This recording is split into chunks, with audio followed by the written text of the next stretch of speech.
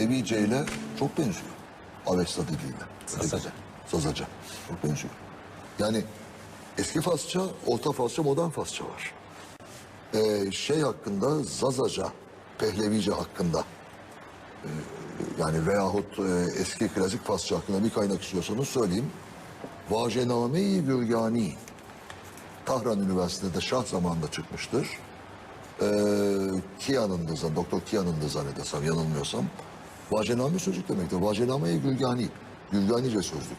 Çok güzel mukayeseler vardır içinde bulabilir. Zor bulunan bir kitaptır söyleyeyim. 1950'lerde Tahran Üniversitesi yayındı.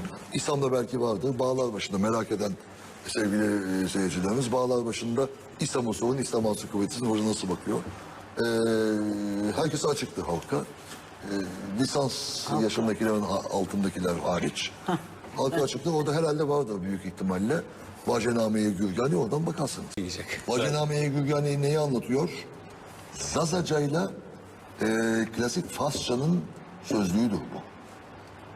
Yani Avesta, Zendavesta o ateşkedeye ne deniyor hocam şimdi? Mecusi. Mecusi. Mecusiliğin kitabı olan Avesta'nın sözlüğüdür. Ve Vajename-i Gürgani. 1950'li yıllarda